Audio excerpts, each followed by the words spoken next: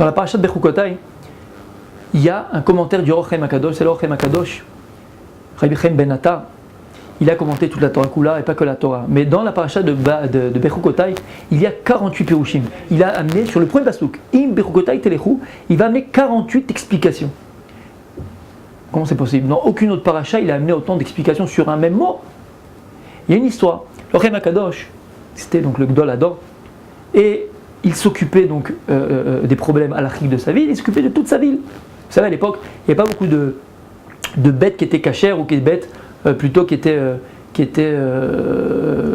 avec toutes les chumrot que Rabbi Yosef Karo nous demande pour un animal. D'accord? Donc Chalak Bet Yosef, ça n'existait pas beaucoup, mais d'ailleurs même aujourd'hui. Et un jour, on a trouvé une bête, elle était Chalak Bet Yosef. Les parties de l'animal étaient extraordinaires, c'est le meilleur cachou qui peut être. On a mis ça au Rochem HaKadosh, et le Rochem HaKadosh, qu'est-ce qu'il a fait? Il a partagé cette viande avec les Talmidei Chachamim, avec les Abrichim, ceux qui étudiaient la Torah tous les jours, et il leur a donné cette viande-là.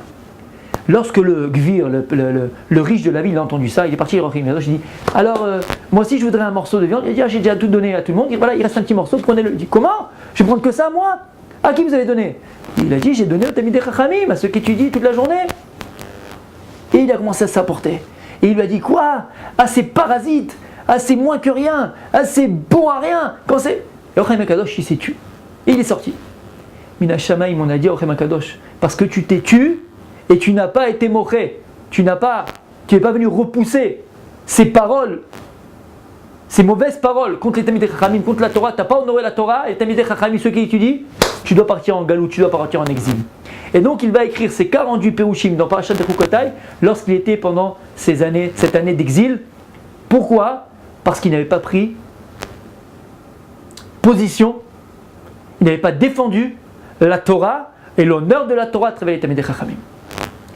De là, on apprend quelque chose d'extraordinaire, les amis. Je conseille juste à tout le monde de faire très attention. De faire très attention. Lorsque tu parles sur la Torah, ou lorsque tu parles sur les Chachamim, les Rabbanim, attention comment tu t'exprimes. Ah, t'as entendu celui-là qui parie, il a volé?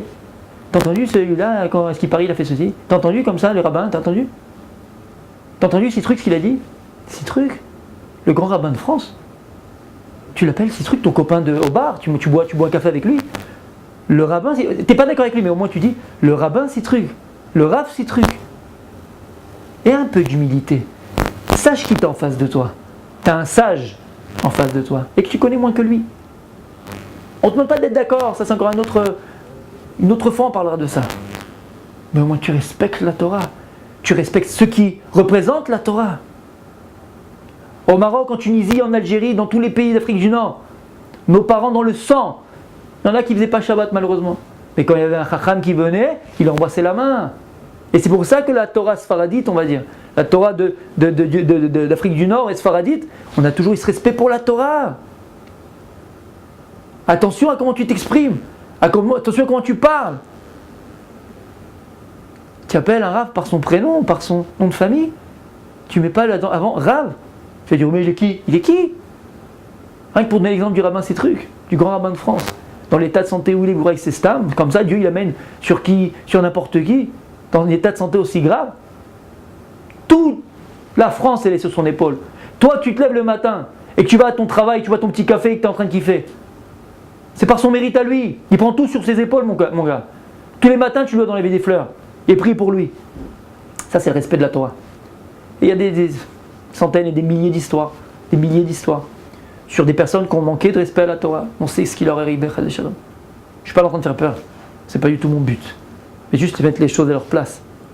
Et savoir aussi, chacun où elle est de notre place. Connaître sa petitesse. Savoir qu'il y a des gens qui sont plus sages que nous. Je ne comprends pas, je ne suis pas d'accord, mais je le respecte. Je respecte sa Torah, je respecte sa sagesse.